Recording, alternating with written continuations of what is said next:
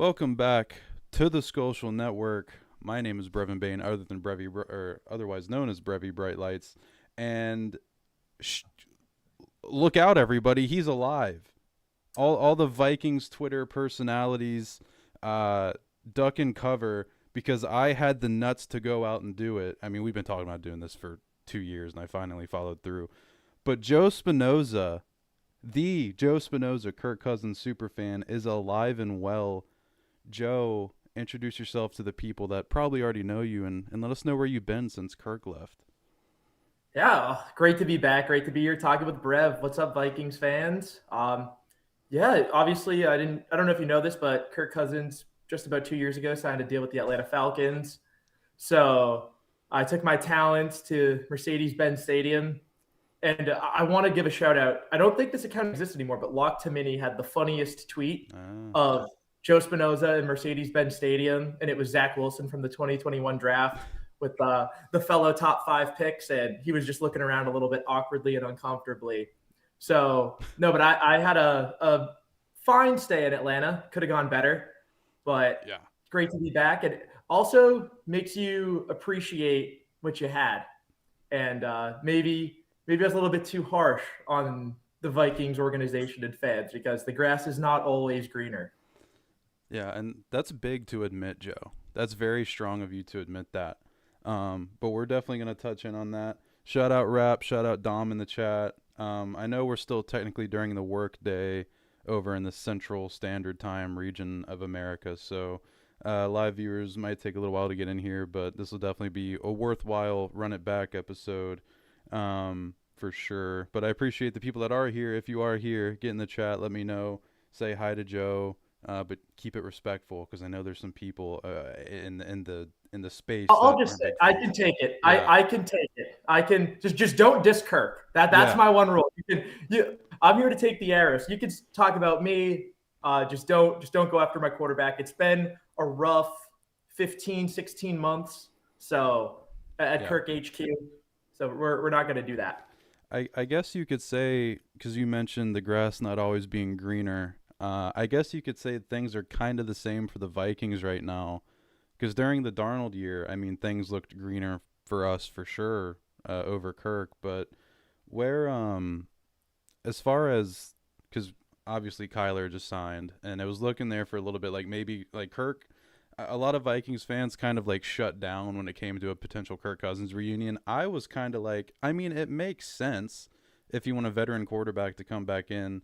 He knows the system. He knows everything about it. Not that he would exactly mentor JJ McCarthy, but he would at least be a veteran presence at the very least. And I think that would have been worthwhile and made a lot of sense. Where are you at on the Kyler Murray signing? And with your Kirk, maybe let in a little Kirk bias because that's why I love you. But do you think the Vikings made the right decision on Kyler Murray other than like a Kirk Cousins type of QB? Oh, so first and foremost, when you have Kyler Murray, regardless of what he's been the past year or so on a minimum deal, it's a no-brainer. Yeah. That's it's something that you have to do. Now, this year, unlike many of the other free agent cycles, you had multiple quarterbacks who I think had different appeals, but were all what I believe starting level NFL QBs and Kyler, Geno, Kirk, Tua, to an extent. I think he's the worst of that bunch. All who you might have been able to get for minimum ish type deals. I think Kyler by far has the most upside. Yeah. And he's the youngest. Well, he and Tua, I think, are the same age. Kyler's much better. What I'll say is, and again, this could be my Kirk bias, for just the 2026 season, from a schematic standpoint, a just knowing the system standpoint, and being able to integrate, I think the Vikings could be marginally better with Kirk. Okay. And obviously, I've watched every snap of Kirk's career pretty much. And he did not look the same as the Kirk Cousins who had 18 touchdowns through 8 weeks in his final year in Minnesota, but he looked much better than the guy who had one touchdown and nine interceptions in the final 6 weeks with Atlanta. I think he was kind of pretty much what he was those first 9 to 10 weeks with Atlanta, which was still a very good but not great quarterback. So I think the biggest thing, what I'll say is with Kyler, it's a double edged sword where you sign him because there is a chance he can be your guy for the next 3 to 5 years. And you strike gold like you thought you did with Sam Darnold, like Indy thinks it had with Daniel Jones, another guy who was in Minnesota. Think you can turn a guy like that around and sign him to a Baker-esque deal where you're not going to get him on the minimum again, but you get him for 35 to 40 million, which in today's world is really a solid deal. Yeah. The thing is, though, this pretty much ends JJ McCarthy unless JJ takes exponential unforeseen leaps and Kyler regresses.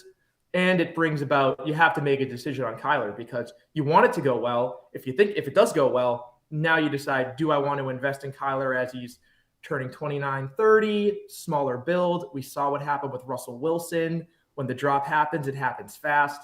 But again, for this year, no brainer. And as much as I would have loved Kirk back in Minnesota, I just want to watch Kirk Cousins play as long as he can. I don't fault you. I think whatever Kirk would have been better, it would have been marginal.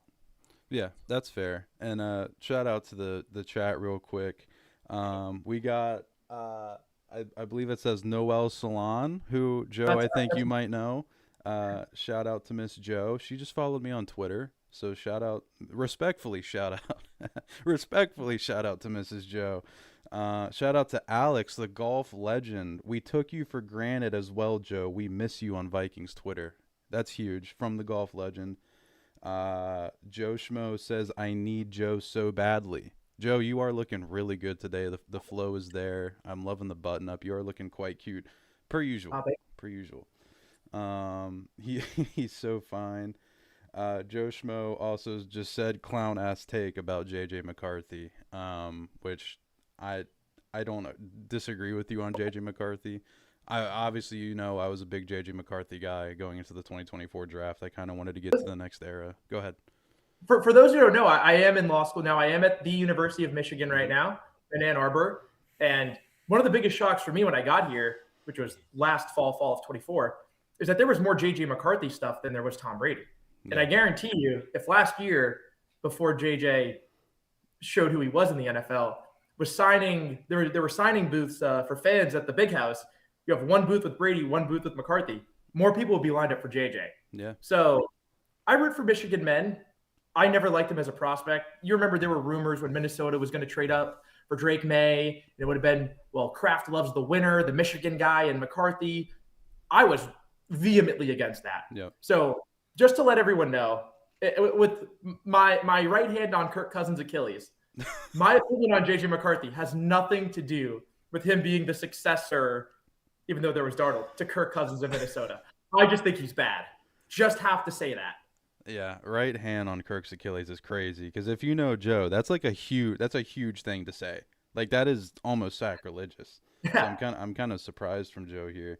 Dom asks how many gifted subs to pop that top button. I'm gonna respect Joe here and go with 20 gifted subs because he's worth more than just one or two.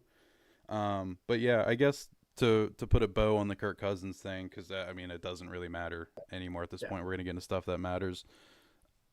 So for everybody that doesn't know, Joe is like a cap wizard. The dude's literally in law school, so he's gonna break this down for us like we're five going forward here. But just as a little teaser, I guess to that, obviously we had to get Kyler for $1.3 million because of offset language and his contract with Arizona. What would that contract have looked like if we were to go with Kirk? Was there offset language, or would we have to give him like a market value type deal? Yeah, so the thing with Kirk is, unlike Kyler, who had his full, I believe it was like 36, 37 million owed by Arizona, Kirk had a $10 million portion of it. And this has no insight. I've not talked to Kirk in quite a while. And my normal account got nuked, so I don't even have the DM access anymore. But this is just my speculation, is that maybe Kirk's market value is 12 to 15 million. But that would also be in a market that didn't have as many really solid veteran options. I think to go back to a place like Minnesota, Kirk would say, instead of trying a nickel and dime and get 12 million, I'll just take the 10 million total, which would be 8.7 paid by Atlanta, 1.3 by Minnesota. So it's not as cut and dry, but I believe Kirk would have been probably the minimum as well because there was 10 million in guarantees from Atlanta. That makes sense.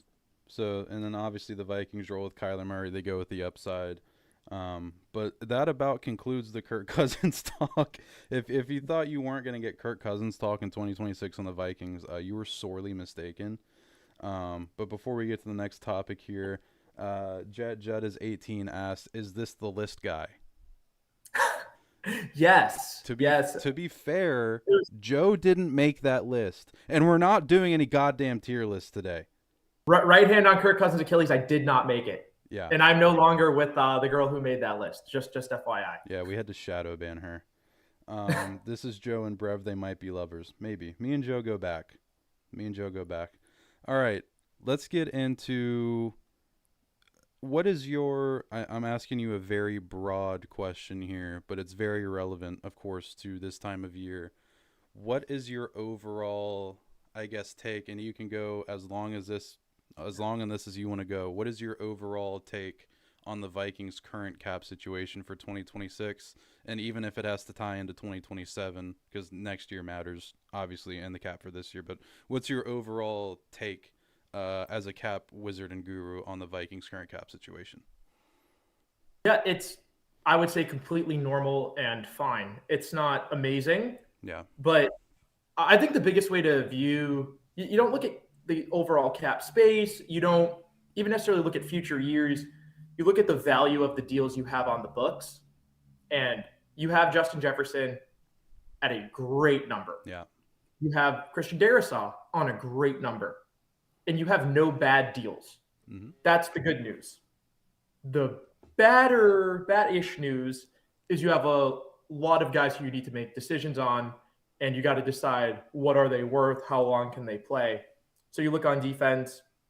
So you just re-signed Byron Murphy last year. He has 2 more years. He's a corner. I don't think he's going to get another big money deal after this. Mm-hmm. Grenard has 2 years. He's probably looking around and seeing Jalen Phillips get $30 million, Dafe Owe get $25 million. He's saying, hey, listen, I'd like a little bit more. But there's nothing pressing on that. I think a lot of the trade Grenard stuff is overblown.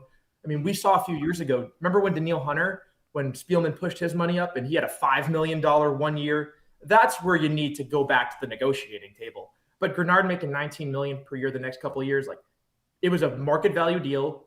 Thank you. Congrats to you, Jonathan Grenard, for doing your job and playing at or above that level. The Vikings moved on from Daniil Hunter to sign you, and you made good on it. So you got paid what you were worth.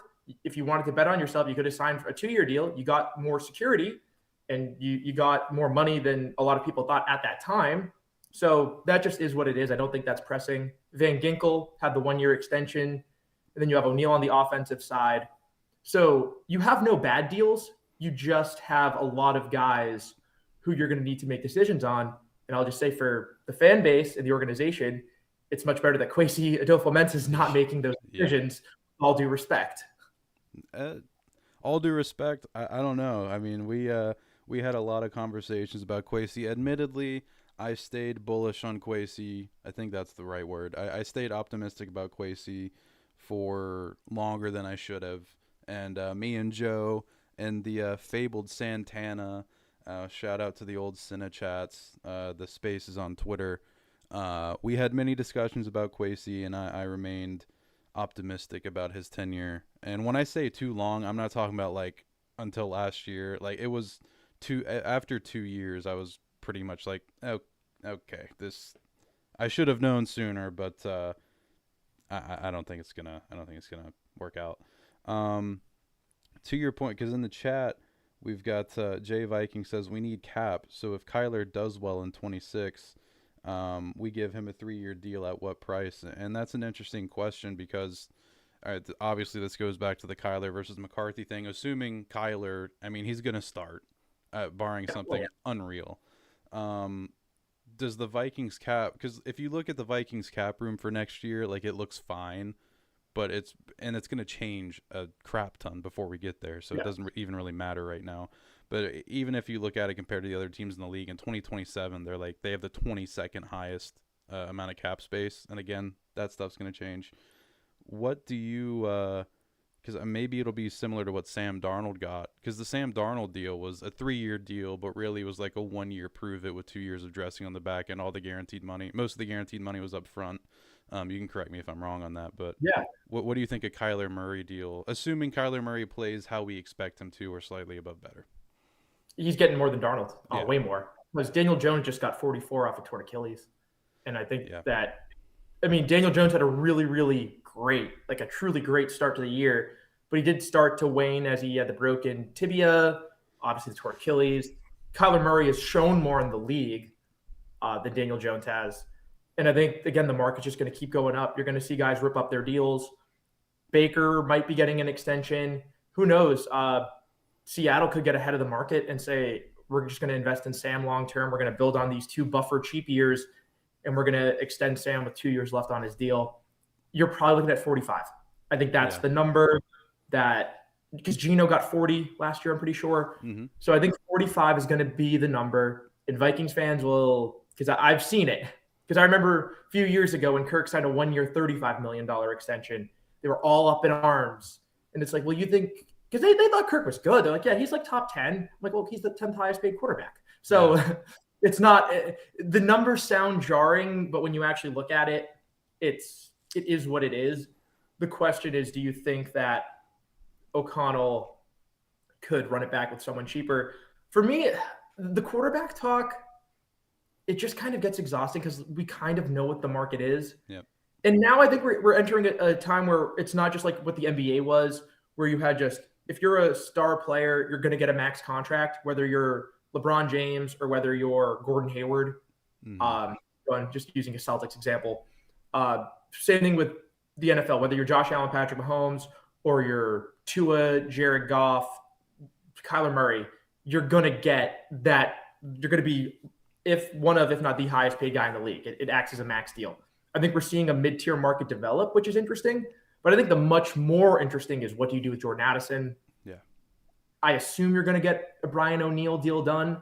Once I get all the contracts of this offseason into my system, I'm going to do some extension projections. But I can tell you right off the bat, you're looking at the Taylor Moton deal from last year for Brian O'Neill. So just add 2 years and 40 to 45 million. And you're just going to have your rock solid right tackle. What do you do with Van Ginkel? Mm-hmm. There's just a lot of interesting things, and you're kind of you're paying the price for 4 or 5 plus years of bad drafts, because you talk about your cap space. Well, not that all these players are world beaters and you're fine moving off from them, but his deal's going to be voided. Aaron Jones is going to be done. You already lost Ryan Kelly. Technically, O'Neill is not under contract past this year. Mm-hmm. Jordan Addison is not counted on over the cap. He's going to have an $18 million fifth-year option if you don't extend him. On defense, Van Ginkel's off the books. Blake Cashman's off the books. We'll see if Harrison Smith comes back. But you just have a lot of holes to fill. And it's not necessarily easy to do that, because you cut Allen and Hargraves. So you have Jalen Redmond, who's really solid, who's going to play. Like Levi Drake Rodriguez, right? He's another D tackle. Yeah. So you have those, but you're going to want to beef up your D line. So you have a lot of holes, and you're not going to be able to fill it with money. And cap space, we see what it is. We see Tennessee paying $15 million a year to Cordell Flott, $20 million to Alontae Taylor, $21 million to John Franklin Myers. It's a draft and develop league, and that's what the next Vikings full-time GM is going to have to do. But cap-wise, I would say you're not in a great spot, but you're not in a bad spot. Yeah, there's definitely, you're 100% right about the fact that the Vikings are in this spot because they've had to have, in part because they've had to have these mega free agency classes, especially like the 2024 free agency class was sick. The 2025 free agency class looked sick on paper, and it turned out to be just a complete dud. You had these free agency classes, and that's why I could never give Kwesi a ton of credit on the free agency stuff, because it's like, dude, you have to have these classes because you're inept at drafting. And I know it's not 100% Kwesi's fault, but if he's the tip of the spear, that's who I'm going to blame, because it's his regime and whatnot. But yeah, on the Vikings have a couple sneaky extension candidates in Brian O'Neill, Andrew Van Ginkel, Blake Cashman, which I've played around with on that stick to the model thing. I don't know if you've played around with that a ton. I've heard of it. I've just been so busy updating my own little system while trying to do law school that I just kind of stick with my over the cap. But I think that I've heard a lot of good things about that. So as the off season dies down, I'm definitely gonna start playing around. Uh, Yeah. yeah, that's the thing. With the Vikings is you're just so blessed to have superstar wide receiver and two tackles, which outside of quarterback is the absolute pillar. Um, and you have for the longest time you've had them locked up, and still with O'Neal, you can bring him back. So it's not the worst position to be in, but you got to fill out the rest. Yeah, exactly. And who was it? Somebody asked an interesting question here. Oh, it was Alex, the golf legend. Shout out to Evil. What's up, to Evil? Thanks for coming out, buddy. Alex asked, he said he's curious to hear your thoughts on the Hawkinson restructure. I'm curious to hear your thoughts about that, as well as the Aaron Jones thing, and not just from like a value perspective, because like the Aaron Jones thing, like it only cost you so much more to keep him than to cut him. But Yeah. I'm kind of at the like, okay, but you're sacrificing upside for that, and I'm kind of over Aaron Jones, to be honest. I was over him after his first year here. Where are you at on those restructures when you mix in the value of like what they're saving to keep them over just straight up cutting them, and from like a ball perspective, like is it the right move for the Vikings? Yeah, Aaron Jones, he's again, I haven't watched the Vikings every week like I Yeah, did yeah, when Kirk was there. A lot of national TV games, and I've kept up. He's still a really solid player. He had some injury stuff last year, but when he came back, because I remember I played against him in fantasy playoffs, and he's still got, I think, another year left. So you talk about upside. Well, is that signing Chris Rodriguez like the Jaguars did? mm, Because you weren't going to go out and sign Kenneth Walker, no, no, Travis Chen. I got it. Chen. Got to get his name yeah, right. You weren't going to sign those guys for 12 to 14 plus million. So in terms of upside, I don't think any of these guys who were on the market are true upside guys. And like you said, from a cap perspective, it would cost you roughly the same to keep him versus cut him. He's on a $5 million salary. That's very in line with what he's due. So I don't think you're missing out on much. And again, you just need bodies because yeah, you have tons of holes to fill when you look at the 3-year horizon of the roster, and you don't want to invest a premium pick at that position. Although I will say I've evolved to say, I'm not saying you can't. I think running back has become more important. yeah, But for this roster, you don't want to have to force it at running back, and you just live with Mason and Jones, and you hope you hit on a guy in whether it be like late day 2, day 3. And then on Hawkinson, I'm not a huge Hawkinson fan. And I think even before the torn ACL, he wasn't what Vikings fans thought they were getting yeah, when they traded for 22. Like I said, he's there. Continuity matters. And he's making 10 million bucks this year. That's probably a little bit too much. Maybe he's mm, worth 6, 7. And nah, nice, and unironically, but at the end of the day, it is what it is. You would have had a decent amount of dead money anyway. You voided the contract.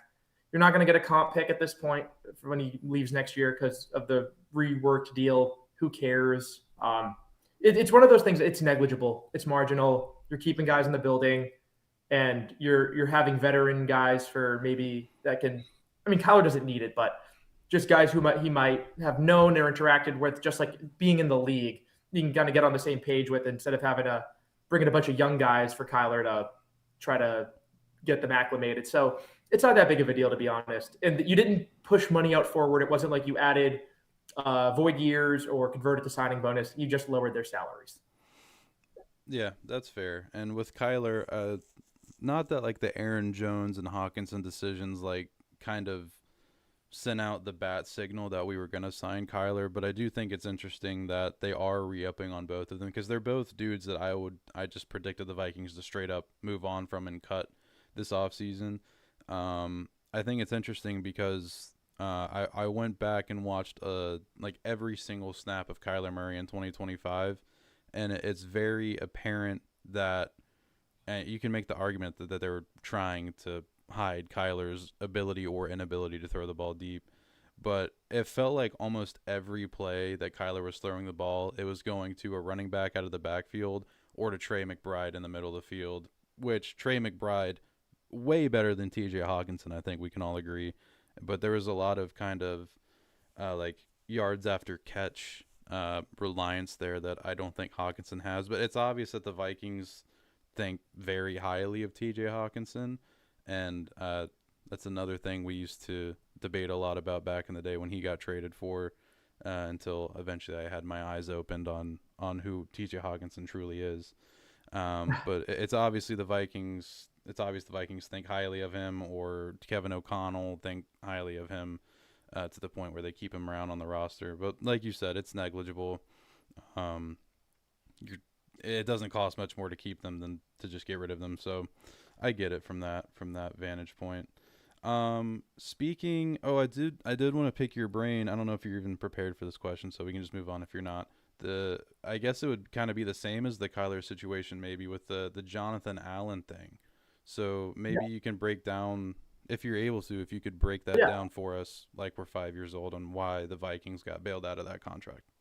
Yeah, I gotta say, shout out to my guy Thor. Follow me back on my new account. He followed me on my main one. By the way, just for the record, I got suspended because I posted contract projections after I signed up for premium. I got flagged as a bot because I like to be, lawyerly, we work systematically, and we have boilerplate, which is essentially just like a standard form you fill out, everything standardized. And I was just posting my projections like that, and too many repeated posts with dollar signs flagged the content moderation bots into thinking I was a bot, and that's sort of what happened there. But building on the boilerplate, NFL contracts, whether it be player deals, brand deals, anything, it's still law, it's still contracts, and it's not much different from anything in the legal world. And and I was talking to Brev before this, when Thor had to get his Thorses to let us know that the Vikings were going to get relief on the Jonathan Allen. There's a basic concept called mitigation of damages, which means if you have an agreement, you are only entitled to what you are expecting when you sign that agreement. So when Kyler Murray signed his deal, the guaranteed total, which I could pull it up, but whatever it was, his expectation was $37 million in 2026. That was his expectation when he signed that deal. He is not, by cutting him, the Arizona Cardinals, from a technical standpoint, breached that contract, and they're obligated to pay damages. The damages are that salary.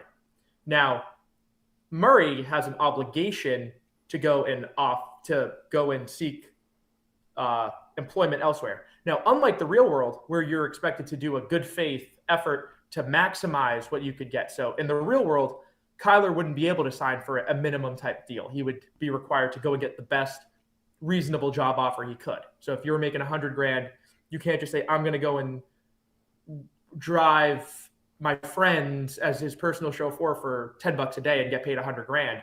You need to go and get legitimate work. But in the NFL, you just need a job and you can sign for the minimum. But you can't double dip.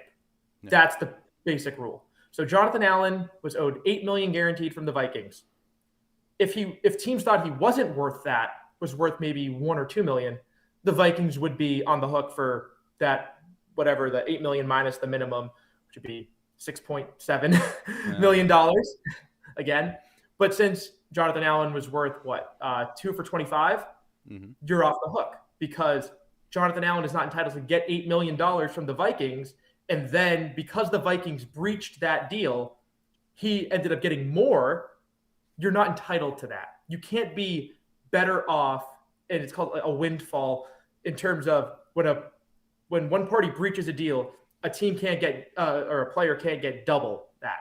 So everyone knew as long as Jonathan Allen signed for more than $8 million, there would be offset language. The cash that he's paid this year, that obligation's extinguished, and you get a cap credit for next year. That happens with every deal.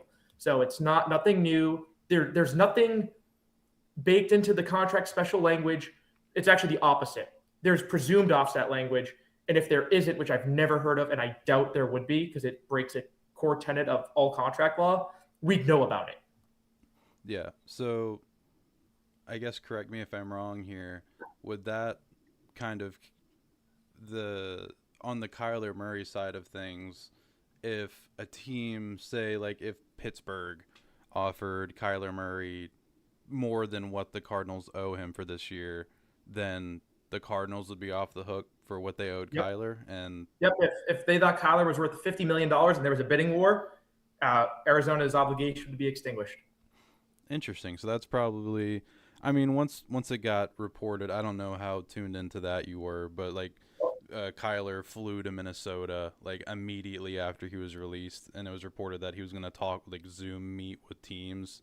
So I assume maybe that was part of the negotiation. Like, hey, are you guys going to pay me more than 36, And 37 he knew that million? was never going to happen. Yeah, That was, I think he knew he was signing for the minimum, yeah, and Minnesota was the best fit for him by far.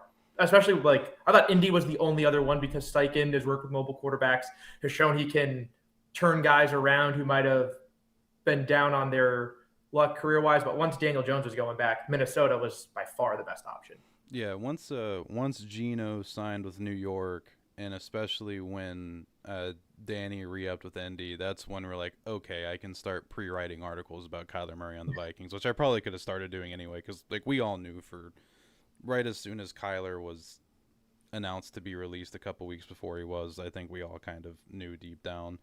Um, but yeah, Kyler Murray Viking gives me little chills. I remember it makes me. We had discussions about Kyler Murray versus Kirk Cousins back in the day, and That's the game I went to. here The one we that are. where Oh yeah, I got to meet Kirk, and he graciously got me and my ex tickets. Yeah, we sat right in the corner of the end zone where mm-hmm. Kirk had that 19-yard rushing touchdown. He evaded Zach Allen, All-Pro defensive tackle slash defensive end, 19 yards. I think he hit over 20 miles an hour running, man. Like that was. And he looked at you. He looked at you running in the end zone. That's what he He said. said you like that. Yeah, yeah. Shout out Kirk. I mean, I can't lie and say like I say that I don't have a soft spot for Kirk Cousins. I mean, I've said awful, truly awful things about that man, but I truly do have a soft spot for him. I do miss Kirk a little bit. I miss Julie Cousins a lot too, respectfully. She's a very nice lady. She is. She's extremely wonderful person. Oh, she's very nice. Oh, But I'll okay. try not to get you in trouble here with the Kirk camp. Um, as you can see, or the viewers can see, we are going to talk about the dependency of Brian Flores before we let Joe go here. And we're going to find out a lot about this because to this point, the Vikings have been very, very quiet in free agency. I mean, yesterday, obviously they've somehow been the quietest and loudest team in free agency just because they signed Kyler Murray. Obviously, they also signed James Pierre. Wonder who predicted that to a nice good deal. Last night they signed Johnny Hecker at punter, which fills a need, and then they made a offer sheet on a Bills tackle. I think his name's Ryan Van DeMark or DMark. something. DeMark. Yeah. Yeah. I think Buffalo's probably going to match that. Yeah, I agree. But Reminds me of Ryan Bates a few years ago. You signed him to an offer sheet, oh and then yeah, Buffalo. yeah. See, I followed this team as much as anyone in the world. Joe knows ball because I completely forgot about that. But yeah, Minnesota's been very quiet, and it's looking obviously like they're gonna have to build. I mean, they're at the point where they have to because they haven't been able to. They need to build through the draft.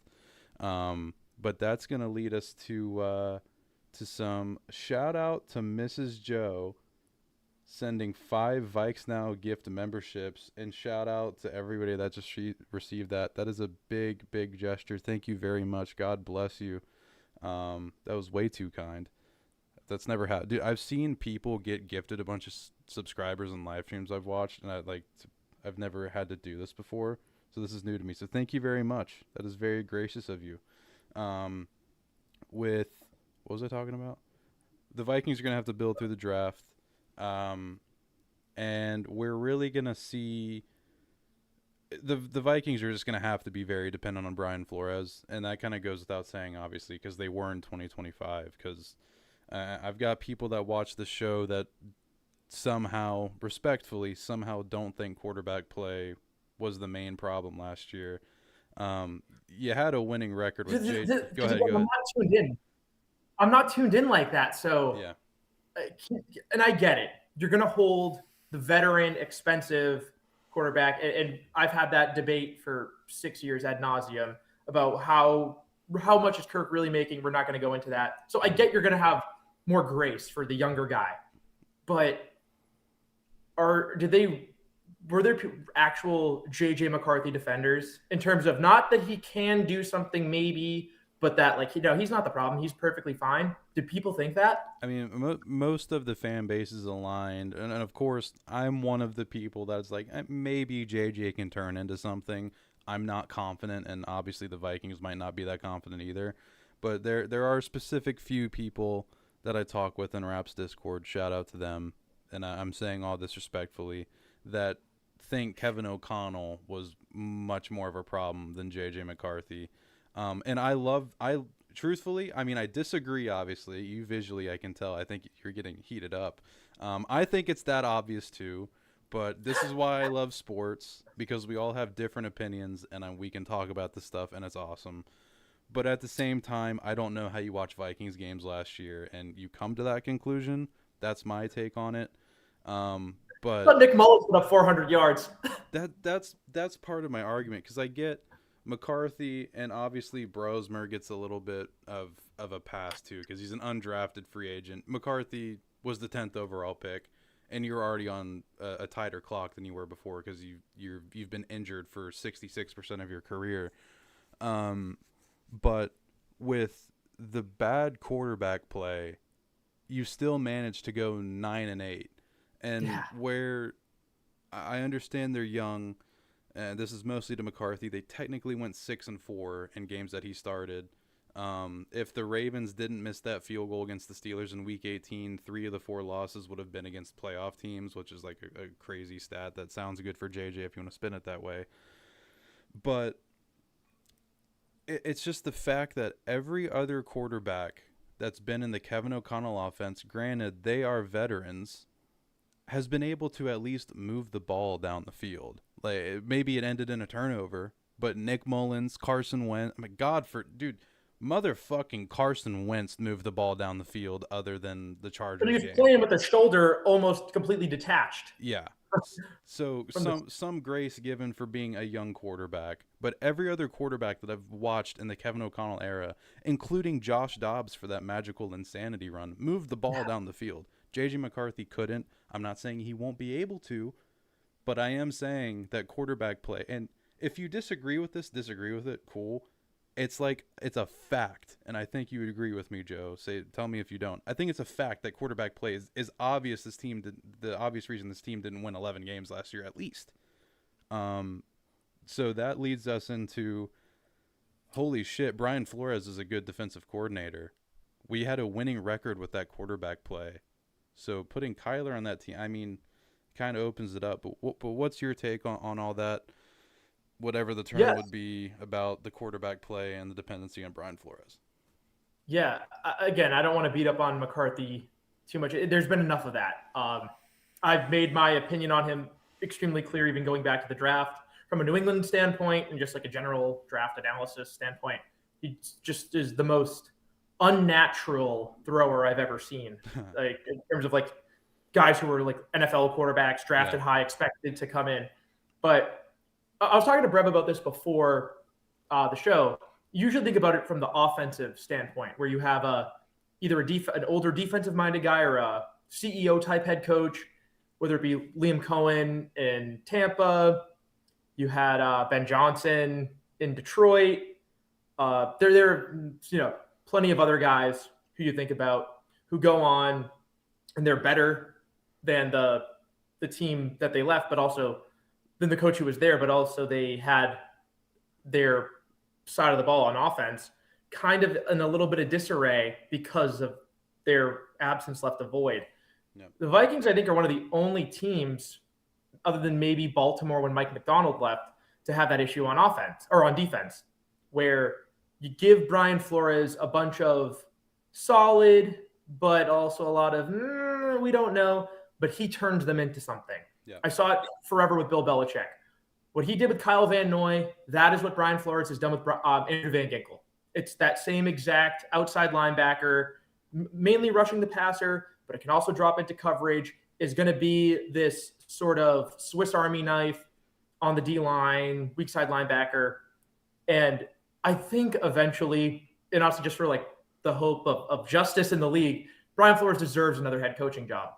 So you kind of need to build a roster that, yes, like you want to be good, you want to take advantage of the fact that you have the best DC in the league, while also saying, are we going to go back to what we had in the early 2020s in those final Zimmer years and the Donatel year, where we're 30th every single year and we can't do anything and we have to just sign old Patrick Peterson and Bashad Breeland and hope we can just get whatever we can from Jonathan Bullard and bringing back Sheldon Richardson and Everson Griffin on his last legs. Like, that's the thing that I would say you got to just stack talent on defense and not just be so reliant on Flores picking guys to fit his scheme that probably wouldn't be doing the same elsewhere. Yeah, and if I know, Joe, you haven't been super duper duper tuned into the Vikings post Kirk, but if you didn't know, and I guess you'll just have to trust my assessment on this one, the Vikings' best cornerback last year was not Byron Murphy Jr. It was not even Isaiah Rodgers Sr. It was Fabian Moreau. He was like pound for pound our best cornerback last year, just in terms of straight play. And I guess that's just my opinion on that. Is that like the Duke Shelley year? Kind of, yeah. But I think Moreau is even better than maybe it's being ambitious saying he was better than that. But when you look at the Vikings secondary last year, and this ties into the Brian Flores dependency thing, and just how damn good of a coordinator Brian Flores obviously is. You have a secondary of Byron Murphy Jr., Isaiah Rodgers Sr., and then a mixture of Jeff Okudah before injury and Fabian Moreau. And then your safety unit is Theo Jackson, Old Man Harrison Smith, which he is my favorite player in Vikings history, so maybe I'm being a little biased saying Harrison Smith was still a solid safety. But I don't even feel like that's crazy to say. He's definitely slowed down, but he's still solid. But to have... And Josh Metellus is back there, but like Josh Metellus is not a safety. I mean, he's a safety, but he's not your traditional ball hawking deep field safety. That's just not what he is. He's a Brian Flores Swiss Army knife. Yeah. With the secondary that I just named off, I think I tweeted about it a couple months ago. I think they're either first or second in passing yards per game allowed, and it just showed. And Durante Jones was the defensive passing game coordinator. He just went to Washington to be their DC, so maybe that will step down a little bit. But I think we all kind of know it's Brian Flores. I agree completely with your point, and it makes me wonder about this draft too, because I am a big proponent or advocate, I guess, of drafting secondary with both your first two picks. And I know that might sound a little crazy. Some Vikings fans would push back immediately against that and say, well, Lewis Seen and Andrew Booth Jr. You can't go against, just because you failed at it. One guy failed at it that's not in the building anymore, did it very stupidly. I can't really take that as a legitimate argument. I'm also a big proponent of trading down in the draft, which people also push back on. But I think the biggest thing, like you look at the whole fiasco in 2024 of you traded your 2 seconds to go move up to 23, and then you go out and you trade a third, fourth, and a fifth to go from 23 to 17 to get Dallas Turner. He's fine, I guess. But yeah, it's just asset mismanagement, trading the 2 and 3 and getting back the 2 fourths for TJ Hawkinson. Yeah. The 2022 draft was just a master class in how to just whittle away all the value in just these like layered moves that were just preposterous. Yeah. But I digress. In terms of secondary, I have not studied this draft that much. I say that to the draft experts. I don't think at this point I'm going to provide much more value on that side. I kind of just stick to the contract stuff because I've noticed like just people saying a lot of nonsense on the timeline. Sure. But I'm a big proponent in general of you just go BPA at a value position because you need everything. You need a linebacker. You brought back Eric Wilson. You have Ivan Pace on the restricted free agent tender. You need D tackles. You need literally everything outside of offensive tackles, maybe. Assuming you extend O'Neal. So I really don't think there's a place the Vikings could go wrong as long as you take the best player on your board. I agree completely. And before I shout out the chat a little bit here and get caught up on that, Joe, I don't know if you saw, but with the Ty Chandler, Vikings legend Ty Chandler signing with the Saints yesterday, everybody from that 2022 NFL draft class is now gone from the Minnesota Yeah, Vikings. Which, true. But I will say, hey, Ed Ingram, $12.5 million a year. You yeah, nailed the Jalen Naylor thing because I was doing my projections and I'm looking like how is Jalen Naylor going to get more than just like pick any receiver who had 400 or 500 yards?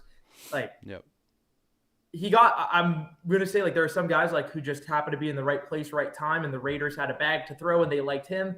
But you nailed that. So 70+ million between Ingram and Naylor is not that bad.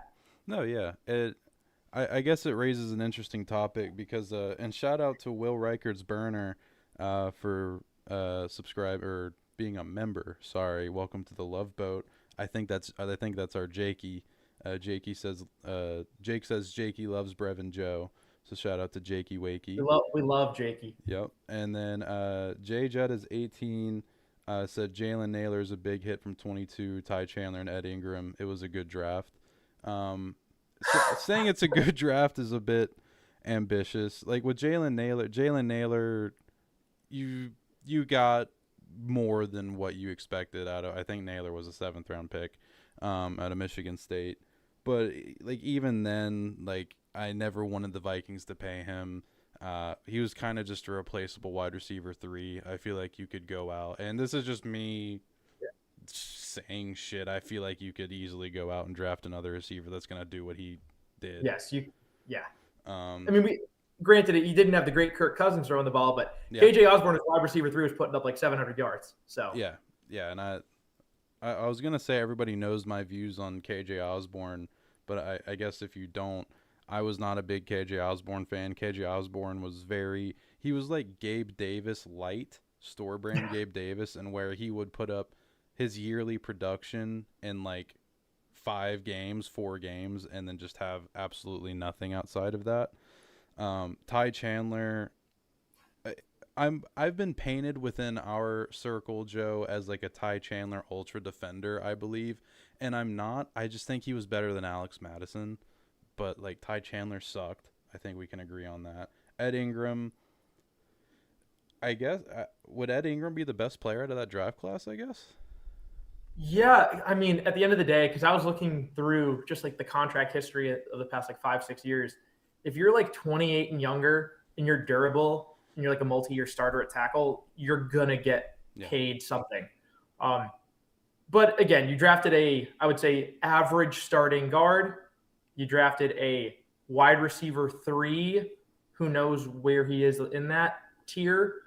That's not a good draft. No. that like No, and just think about a term we used to like to use, the opportunity cost of trading out of Kyle Hamilton or Jamison Williams, or I think Jordan Davis, I believe that year, for Lewis C and Andrew Booth Jr. And like not even giving up on Kyle Hamilton, but at 32 taking Lewis C and not taking like a Christian Watson, who I actually you created that pick.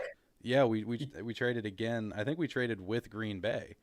You traded because you got 34 and you traded 34 for like 53 and 59. Yeah, and then you also passed on another one of my guys, George Pickens. Yep. I fucking love George Pickens, And Trey McBride. Oh yeah, and Trey I forgot about that. But that just I think that was before you even traded for Hawkinson, so there was a needed tight end. That was Kwesi's first draft. Kwesi just got hired a couple months before, and then that November we traded for Hawkinson. So yeah, that draft I cannot call good. It was disaster. One of the worst drafts in modern NFL history. Hey, New England took Cole Strange, and then we took Tyquan Thornton. We traded up ahead of the George Pickens pick to take Tyquan. So it could always get worse. Yeah, it definitely can. So I cannot. Kwesi didn't have. He had like 2 good draft picks. He had 0 good draft, and one of those draft picks is Jordan Addison. And again, shout out Santana. I think he said it best when he said drafting Jordan Addison at that spot is like slapping your fridge on the side for keeping the food cold. It was the obvious And he pick. took it down to the shot clock. He took it down to the shot clock. He Yeah, told them that. yeah. He made Quasey's that so pick. funny. I kind of like. I'm gonna miss Quasey. I think just for like those videos. I mean, what he did to the He franchise, had I'm not drip. gonna miss. But oh my God, he was one of the best dressers in the league. Oh my God, he had it on him. Let me get caught up on Is chat Santana here. in chat? Where's Santana? Santana is in chat. I don't want to give away his cover, but I can send you on the low who he is. You can probably. I can't see the chat. I can't see anything. Where do I see it? Oh, if you just pull up the stream like on your phone or something, I don't think you can see it on our little thing we're using here. But I just DM'd you on your Spinosa contract account. Um, yeah, Naylor was good value for a late round pick. I mean, yeah, that's true. But again, I just don't think like maybe I'm being too hopeful on Ty Felton, but I think Ty Felton is somebody really like any wide receiver 3 in a Kevin O'Connell offense. Granted, you have a quarterback that can throw the ball to the middle of the field, can kind of replace that production. Jordan Addison is a home run pick. I, I have to disagree. I mean, like it was the right pick to make. I don't think it was a home run pick. It like I said, just the fridge keeping the food cold. That's a great Um, analogy. yeah, like if Minnesota, there were like two very correct picks right there, and they were Jordan Addison and Joey Porter Jr. And like both of those, like obvious. I kind of in the moment wanted Minnesota to take Will Levis, just for the chaos, because that would have been funny. But Naylor was the best in that draft class. Yeah, it's between him or Ed Ingram. And shout out to Jalen Naylor for getting paid. Yeah. Will Reichert's. Yeah, I'm looking here. Oh, You getting some love in ask there. ask Joe about who is Avion. I don't know about Avion Terrell. I have no idea who that is, to be honest. He's a corner at a Clemson, projected first round pick, little brother of one AJ Terrell. Oh, old friend in Atlanta. Yeah, I'm not huge on Avion Terrell, to be honest. That's why Dominic's bringing that up. Um, yeah, I think we basically touched on it all. Is there anything I'm forgetting here? I don't think so. Christian Watson or Jordan Addison, who's better? Oh man, I don't want to piss off my Vikings watcher base. I'm gonna actually say Jordan Addison. It's probably Addison, but I'm just such a sucker for a big body receiver and like upside. And Christian Watson is like the definition of that, even though he hasn't proven to be that good, obviously. But I love Christian Watson. Joe's Um, webcam second 2014 true. Oh, I'm looking at the chat now. How did I miss this? Joe, where's I don't know. We got a lot of love in there for you. yeah, I appreciate this a lot. Oh wow, I see Noel Salon gave the memberships. Oh man, okay. Addison contract number. Ooh, that's a. I haven't Yeah. run him through the system yet, so this is a top of dome. So I'm trying to think of guys who've signed recently. Mm-hmm. The numbers just keep going up. I mean, we just saw what Pierce got. Addison's a little bit of a knucklehead. Yeah. And it's not just like he's demanding the ball or he's having mental lapses. He's had a little bit of legal issues. I would think 25 a year, 3 for 75, maybe 4 for 100. Yeah. I wouldn't go much more than that. Could you see? I don't know if this would be like unprecedented, but like, could Minnesota pick up the 5th-year option and say by that time, this is like it's messed up to even like speculate. Let's say he gets arrested again. Do you give him? But he has like a kind of an undeniable kind of like 1,000-yard season. He's obviously a good receiver too. Would it be unprecedented for them to give him like a 1-year prove it deal after that 5th-year option where it's like, hey, behave? That's called the franchise tag. Oh, you can tag? That's right, you can tag after the 5th year. Duh. And you can tag him again. It would go up, but I mean by then you're looking at because the tag this year for Pierce was 28.7. I want to say so. Yes, the 5th-year option, so it would be the 20, not this next offseason, the one after that, 2028. Yeah, you're probably going to have a $35 million tag. Yeah. So, and the thing is, you can't prorate the tag. where you can convert to signing bonus. You got to eat that whole thing. Mm-hmm. So that would take some cap maneuvering. I'm sure you could do it, but that also depends. Like, are you paying Kyler? Are you paying a quarterback? Or have you extended all your guys? Have you made some big money deals? Like, you could do it, but I don't know. I'm a big believer in pitch or get off the pot, Yeah. unless you're getting absolute bottom barrel offers for him. Either trade him or extend him. That's what I'm thinking. And if I'm New England, I'd take a flyer on him.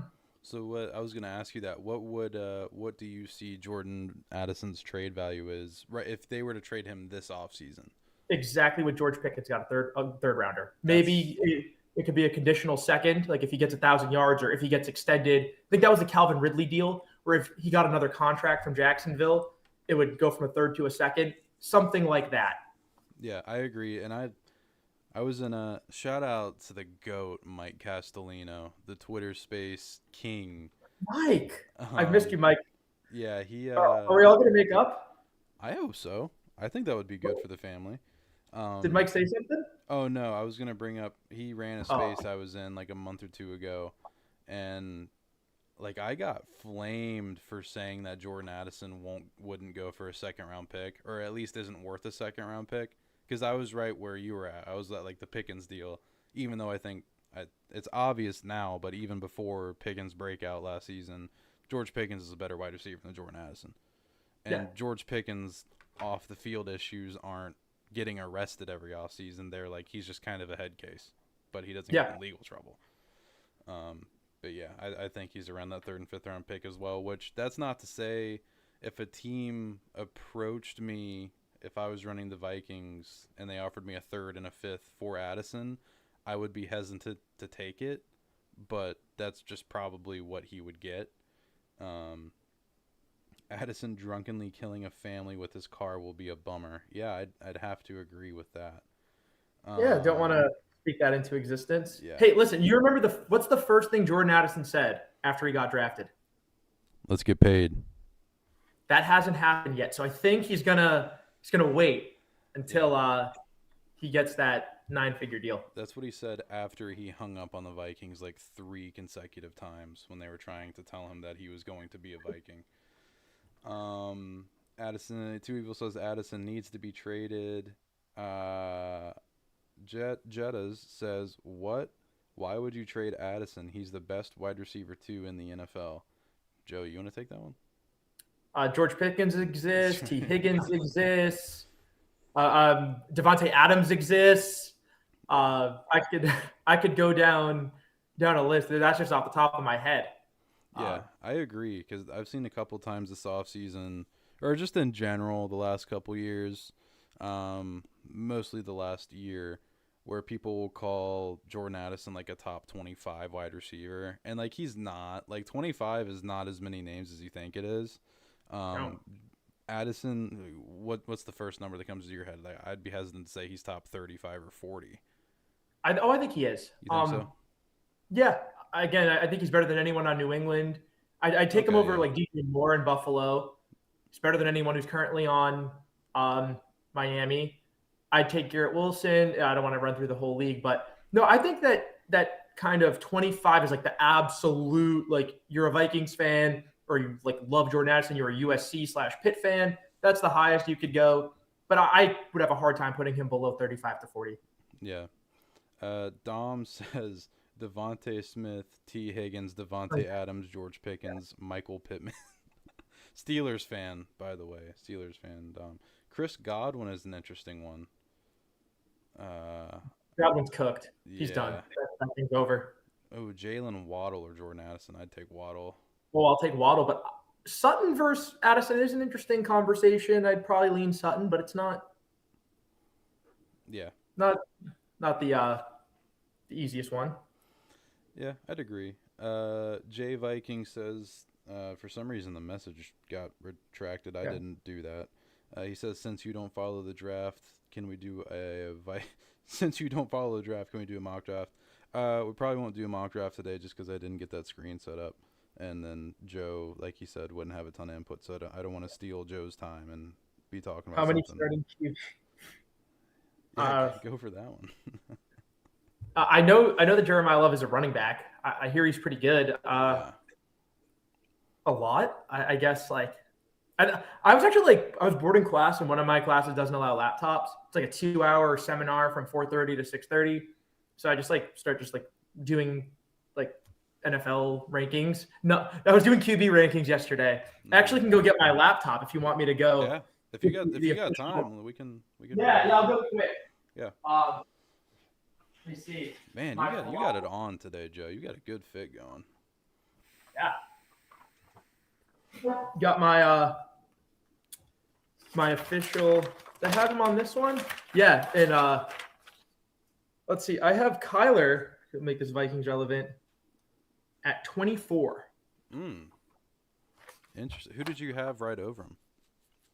Right ahead of Kyler, I actually had Geno. I understand that. Hot take. I understand it. I had Geno. I had Hurts and Daniel Jones and TJ Stroud. You had Jalen Hurts right over Kyler at 24.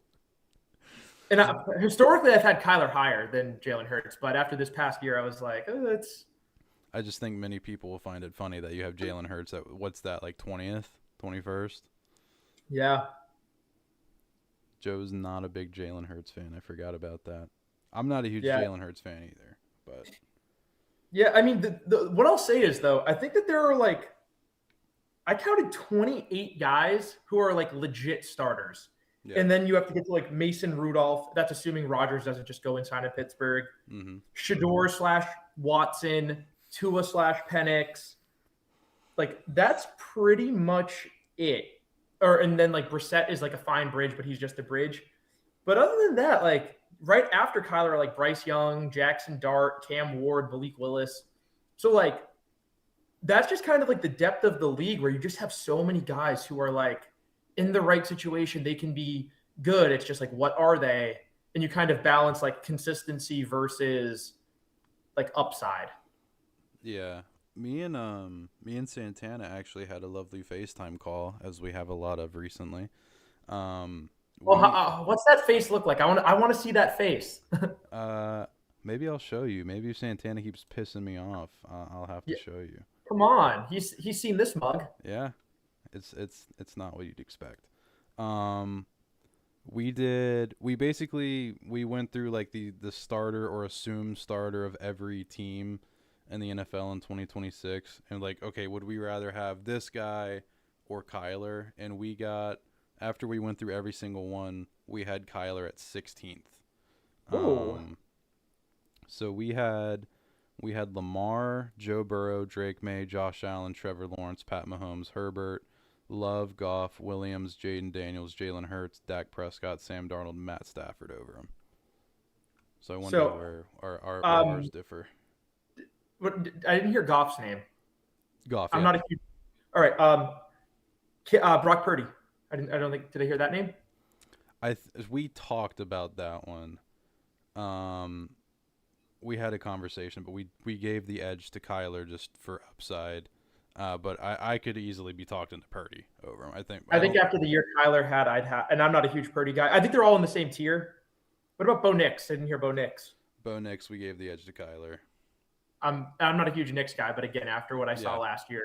That's fair. And then here's one, Tyler Shuck. I have him 14. I have Tyler Shuck ahead of Caleb Williams, Brock Purdy, and Jaden Daniels. You have Tyler ahead of Caleb Williams and Jaden Daniels. Jaden Daniels I kind of understand because we didn't see much last year, obviously, but Caleb Williams.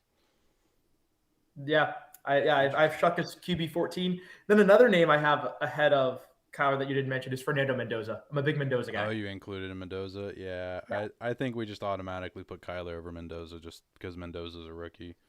Oh, hey, what's up, Coda? Yes, that is Brev. That's also Joe Spinosa right next to me. Coda, I got to get you on here, by the way. I've been meaning to message you about that. I want to get you on here. Yeah, I think I can definitely be talked into Santana's FaceTiming me right now. You know? Put him on. Hey, if he's FaceTiming now, he's consenting to be on the show. Yeah. Hey, you got the attention that you wanted. What do you want?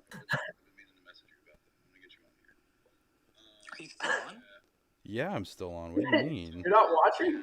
Santana's FaceTiming me right now. You know? All right, I need to talk to Joe. Joe, putting Tyler Shugg above Caleb Williams, you should be banned from the internet.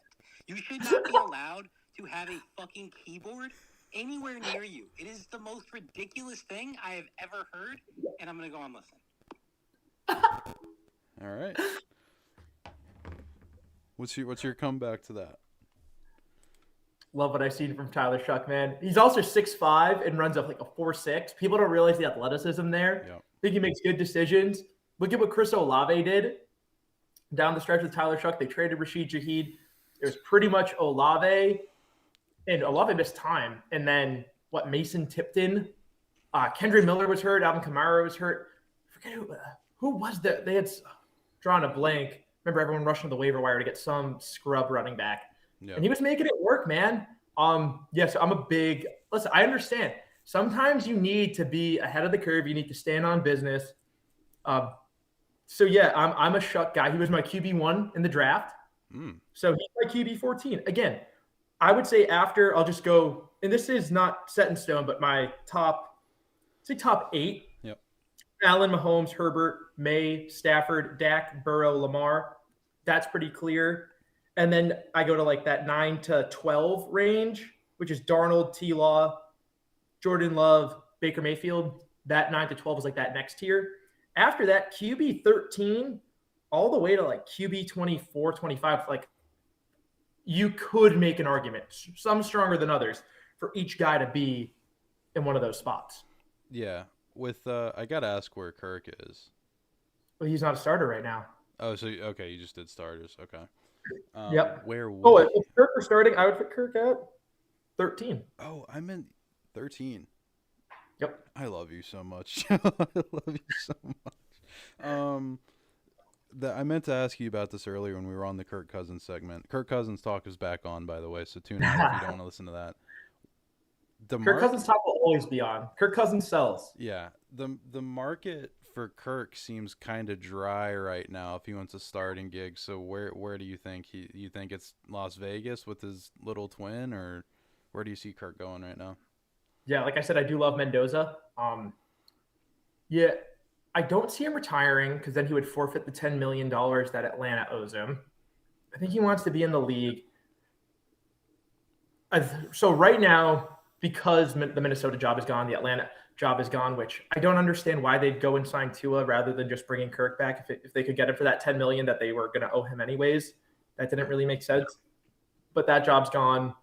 I think Pittsburgh, if Aaron Rodgers keeps playing games, is like the last clear-cut job. And then after that, I could either see him going – the only way I see him going to Vegas is if they say, we want to sit Mendoza and we are perfectly fine if you are playing at a really good level, or like relatively. It's not MVP, not top 5 to 10 QB, but if you're playing how you played the first 10 weeks before you got hurt in Atlanta or how you played down the stretch, we are perfectly fine with having Mendoza take a complete red shirt. We're not going to rush him in. If you're good, then I think he goes to Vegas. Otherwise, I think he waits for a QB injury. Yeah, and I guess it's kind of safe. Maybe not safe because you can't really predict the NFL unless it's me talking about James Pierre or Joe about contract projections. I guess it's kind of safe to say now that if Aaron's going to play next year, like he's going to go to Pittsburgh because that's like the only logical explanation at this point because I don't think he's going to go to Vegas. I think it's got to be Pittsburgh just to reunite with McCarthy. Mike McCarthy, that is, obviously. Yeah, I can't get over my soft spot for Kirk. Okay, Kirk ain't good. Okay, I had one rule. Okay, I had one rule. Is that's not chance, right? That's a different evil, I would assume. Oh, yeah, different evil. Okay. This evil adds substance to conversations. The chance evil doesn't. Well, he's saying Kirk ain't good, so that's not substance. That's not value. Fair. Yeah, I found myself actually watching some old edits of Kirk. Like 2022 was so fun, and for Kirk to end his time in Minnesota, like how much of the blame do we put on Kevin? Because nobody talks about this. Kirk tore his Achilles on a like third and I might be wrong. You probably remember this, but it was like a 3rd and 14 in the red zone at Green Bay, up multiple possessions with like 9 minutes left. Why are we throwing the ball there? Is this Kevin O'Connell's fault? No, I'm not going to do that. No, the it wasn't a blowout. Green Bay was still a solid team. You're fighting to get back to 500 because remember that 1-4 start. Yeah. And I'm never gonna. I remember losing on the timeline when Kirk missed out on 30 touchdowns because Kevin O'Connell put Kirk away 2022 week 17. Yeah. And I wanted that Pro Football Reference to show 30 plus touchdowns for 3 consecutive years. So I don't think that's it. I'm not a doctor, and I would like to ask a doctor: are these type of Achilles tears? Are they truly just wrong place, wrong time, or is there like an inevitability of a guy who has just played in the league so long and it was just going to snap at some point? I don't know. I just think it's so, for me, calling Kirk Cousins the unlucky Tom Brady, and people take that as me like not absolutely loving Tom Brady, being from Boston, watching Tom Brady my entire life, loving Kirk Cousins because I wanted him to be the successor to Tom Brady. Yeah. Like that's the story for those who don't know. Long story short, I'm from Boston, diehard Patriots fan. Maybe not as much now because life happens. But I thought Tom was getting old after the Super Bowl 46 loss to the Giants. Colts were moving on from Peyton, drafting Luck. I said Brady's not done yet. We'll draft a guy in the 2nd, 3rd round, let him sit behind Brady for however long, watch Gruden's QB camp every episode. Again, 12 years old. Just liked Kirk Cousins. That was it. Yeah. And I've been his #1 fan ever since. So me calling him an unlucky Tom Brady, that's not Brady slander. That's me saying like what Kirk was and could have been. And it's, again, in line with that, his best season, he's putting up MVP-like numbers. The Vikings are storming back after a really brutal, unlucky start with a light schedule coming ahead. You get past Monday Night Football against San Fran. You already played Philly on the road Monday night. You just played at Lambeau. You get New Orleans, Atlanta, all these kind of scrubby teams. Jake Browning, I think they got to play down the road, I'm pretty sure. So it was one of those and we lost. things where, but it was one of those things where I thought that he really was ready to turn the corner that second year with O'Connell, and it just goes to even in Atlanta, he's playing not great. He didn't look the same, but they were 6-3, 17 touchdowns to 8 picks, like perfectly fine. Messes up his shoulder, and then he just completely becomes a shell of himself. It's brutal. That now I'm done. The thing is, I'll root for the Patriots, but as of now, like I'm truly a neutral. I'm looking at the contracts. I'm analyzing the teams. Of course, I want the Patriots to win. I love Drake May, but I'm not just focusing on them. I'm not like rah. It's over. I'm jealous of you, and I envy you in that regard because I can't turn my Vikings fandom off, and I really wish I could because I genuinely don't think this team is ever going to win anything if things keep going the way that they're going, because the franchise at a certain point is just cursed. It doesn't matter if it's J.J. McCarthy at quarterback or Kirk at quarterback. It doesn't help when J.J. McCarthy's at quarterback. But I still blame shout out Fig Nuts. It's all good that you didn't get the noti. You're here now. That's all that matters. You could be anywhere in the world right now, Fig Nuts. You're here on the SKOLCIAL Network with me and Joe Spinosa. He said, I still blame Ed Ingram for Kirk's injury in Green Bay. Maybe starting some tendonitis in Kirk? Because, like, tendonitis, isn't that what the precursor to an Achilles tear? Like, Kirk's Achilles might have already been struggling, but then just... Yeah. I don't know. There's been no injury report on it. I know Kirk is very, big on just trying to play through stuff. It's the NFL. I don't know. I'm just going to chalk it up to just bad place, wrong time. And it is what it is. I try to block that out of my brain. It was a rough time for me. Not going to lie. Watching I was, just listening to sad music. It was like the Foo Fighters, like, there goes my hero. Like that was that moment. You were obviously the first person I thought of in that moment. Because, like, with everything that I've even said about Kirk Cousins, even while he was here, like to see him limp off the field, like actually made me go, oh shit, like this I had isn't denial for a this bit. isn't actually what I wanted. And like I had that hope in me that maybe he just like rolled his ankle and he'd be good in a couple weeks, if that. But yeah, that was tough because that's the season going down the drain. And I think we all also knew at that point when Kirk, it got officially confirmed that he tore his Achilles. I think we all knew that was the end of Kirk in Minnesota. And for it to go from that high, because the San Francisco game, the Monday that was a Monday night game, That was right? Monday night, and then you're going kicking ass against Green Bay in Lambeau, Everything's and you're looking getting back to good. 500. You still have to. You didn't play the Lions yet, so you had 2 games against the Lions. Yep. Yeah. And it just, Yeah. but as is the Vikings fandom. Shout out to everybody in the chat. Jay Vikings, you have a great evening as well. Thank you for coming out. I think we're winding down here. Joe, I appreciate you greatly for coming on. You are definitely welcome to come back on here again, and I will do better about scheduling that if you have free time. I know you're a busy law school student and all that. Yeah, I gotta say, there were so many back, and I get it. I just want to say, when I was on Vikings Twitter, there's a bit of a character you play. Yeah. You build up a little bit of a following. I never expected it. And you just spar with people. Again, my love for Kirk, and Brev knows this. Nothing fake about that. No.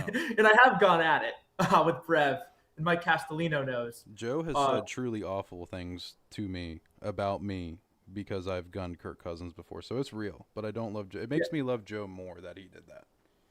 Yeah, and that's also just like a Boston thing. I think that we just say truly heinous things to our friends, but a lot of like Vikings people are afraid to like have me on their shows or stuff.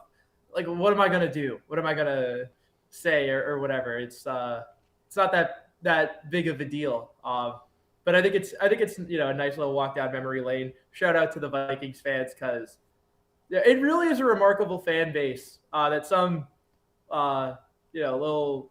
No, I wasn't even a law student at the time. It's funny. I got called jobless a lot. That was true. I was working when I joined Vikings Twitter, worked at a crypto startup and got laid off. So yeah, I just had time. My whole time was just tweeting, and it was fun. But yeah, just some kid from Boston tweeting about Kirk Cousins, and I got a little micro following because his fan base is just, I love it. I remember the first time I saw anything from Joe on Twitter, and this is probably we've known each other for like 4 years now, probably. So yeah, this was like end of 21, early 22. Yeah, around that time when I first saw Joe, I was like, who's this really good looking guy glazing the fuck out of Kirk Cousins? This is kind of awesome. Because sports isn't that serious at the end of the day, unless it's Kirk Cousins. But Joe, I appreciate you greatly for coming on, and we'll talk for a minute in the post show here because it's not going to change for you when I take the stream down. But is there anything else you'd like to put out there? Any message you'd like to send to Vikings Twitter that I can clip and put out there for you with my slight following? Yeah, want to give a shout out to Brev, best comeback of technically 2025, but definitely 2026. Thank you, Vikings fans. Miss you guys. You can still follow me at Spin Contracts. It's just going to be boring, dry contract projection stuff. I follow all 32 teams. It was a pleasure. And honestly, without you guys, I would not have had a chance to go and meet Kirk Cousins and get a VIP-esque tour of the facility. I went to the TCO. Kirk's brother actually picked me and my ex up at the Omni Hotel, where we also met up with his neighbors. We went into the TCO. So without you guys, that definitely wouldn't have happened. So it's all love at this point. We had some wars. It was funny. I hope that I didn't take anything personally. I hope no one else did. I know I have a little bit of a big mouth, but it's all, it's like you're fighting with siblings, I guess. I know we're not siblings. You don't know me. I don't know you, but that's just kind of how I act. Like I'm a straight shooter. So that's it. It was fun to be back and always get to talk to Brev. And last, love you, Mom, and I love you, Jake. Shout out to Miss Joe and to Jake. And also, if you were ever at the receiving end of a Joe Spinosa mouth off, that's how seriously he took Kirk Cousins, and he's a different person when Kirk Cousins is slandered. Shout out to everybody that came out for the stream tonight. We had a pretty good audience for what I thought it would have been because of technically starting during the workday. But I appreciate you guys all coming out. Joe Dominic says, my buddy Dominic, who I'm going to the draft with next month, says, shout out Middlesex College Prep Lacrosse in Boston. I don't know if you know anything about Middlesex. I know Middlesex County, which is like right north of Boston. Is it? I know I don't know if that's like a AAU type lacrosse thing, but I mean, yeah, Middlesex. That's pretty much all like the north and west suburbs of Boston. Yeah, I guess it's in there. Dom was like a nasty lacrosse player. He was really good with shafts, especially mine. I appreciate you guys all coming out. We will see you in the next one. I'm actually going live tomorrow with another Vikings Twitter Hall of Famer, the Brohioan. So definitely pop out for that. I think we're going live at 5:30 Central tomorrow. Peep my Twitter down there to get confirmation on that because I'll tweet about it before we start tomorrow. But I appreciate you guys all coming out. Thank you, Joe. We will see you guys next time. And Skol. Skol. I love that chant. I loved it. I'm not kidding. I don't know if we're live or not, but when I was at the stadium, I was getting into it, man. I fucking love the Skol chant. It's a good chant. Best chant in sports, and we totally didn't steal it. Yeah, definitely pop out for that.